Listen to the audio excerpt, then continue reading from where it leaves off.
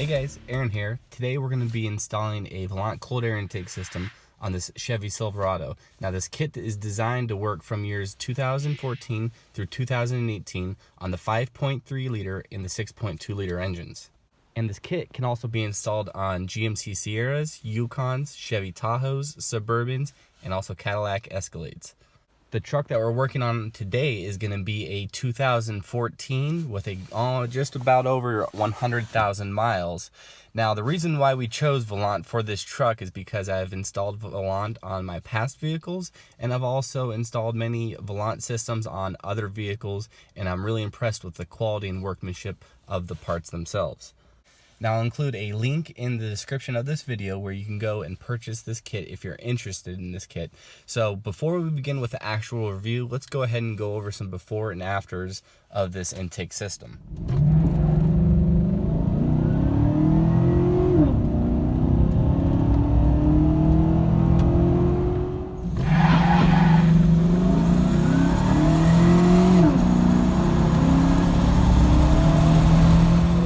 Open up the box, see where everything is inside.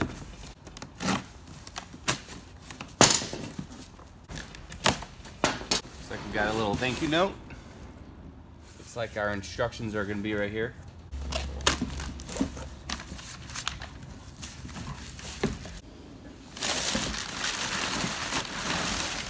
Looks like we have our main intake tube. Looks like we have our air filter and hose clamp.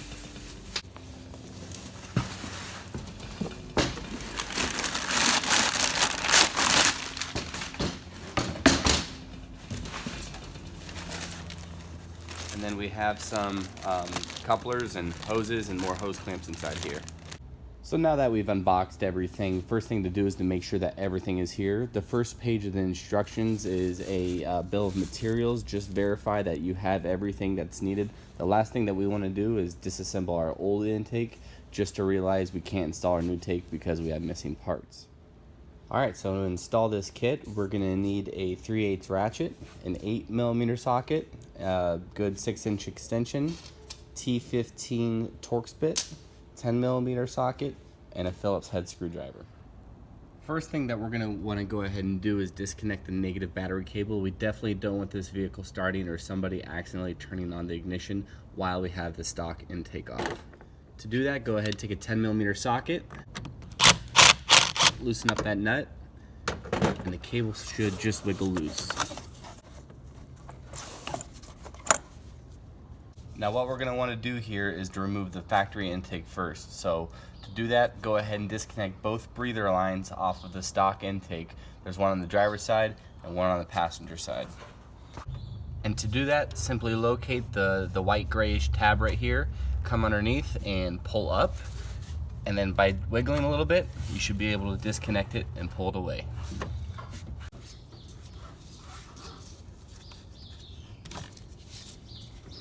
Next, let's go ahead and remove the factory intake tube using a 8mm socket, 5/16 socket, or a flat blade screwdriver. Pull up and out, and then separate the intake from the intake box. Now we're going to be transferring our old mass airflow sensor into our new intake, but in order for us to get this top piece off, we're going to have to remove the electrical connector on top of the mass airflow sensor. Simply pull up on the red tab, depress the connector, and pull off. Go ahead and remove the 4 screws that secure the top of the lid to the bottom part of the box.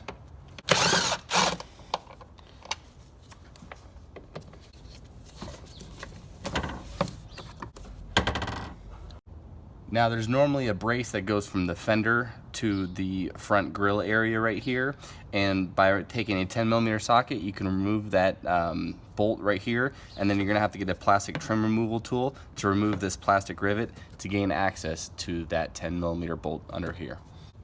Now go ahead, take the lower portion of the airbox and just simply lift up on it. It should pop out. The next thing we need to do is remove the 4 10mm bolts that hold on this bottom bracket.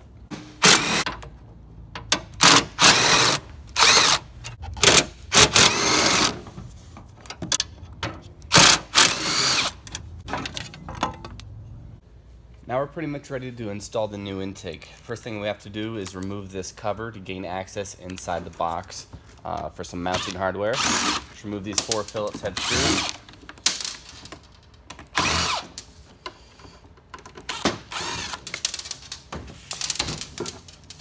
Now we can go ahead and throw this where the stock box was located. There are 2 holes that we're going to be putting 2 of our 10mm bolts in to secure this properly.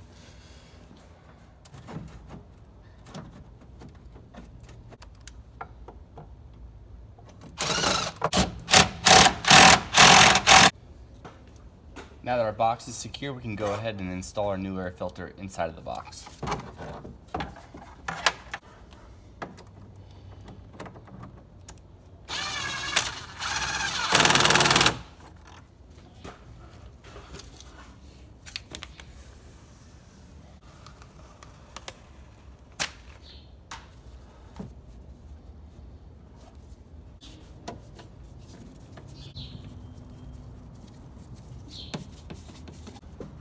Now let's go ahead and throw our silicone couplers on both our airbox and our throttle body.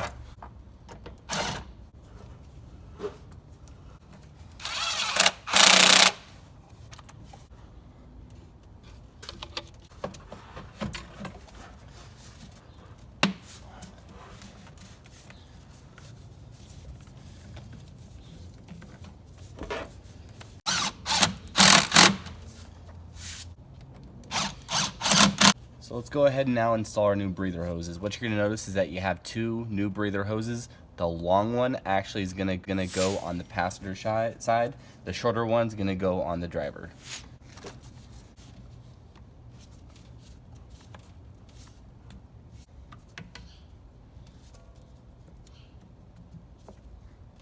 Now, one thing I really don't prefer about this system are the cheap breather lines. There are no hose clamps that are supplied with the kit, so I'm going to go ahead and install some hose clamps on here, because as you can see, it simply just comes off really too easily.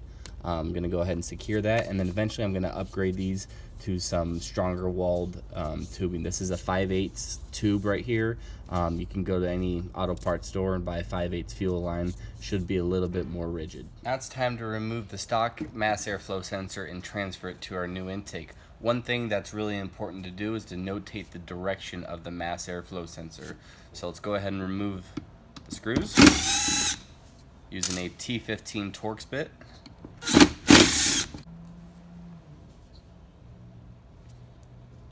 Now when you remove it, if you notice the holes right here, if you notice there are no holes on this side, you want the holes to face the direction of where the air is coming. Remember, the sensor is metering the air, so it makes sense that these holes where the sensor actually is are facing the incoming air. Now what's nice is Volant requires that we use this new style gasket, but we are going to have to remove the old sealing O-ring around the mass airflow sensor in order to install the new one.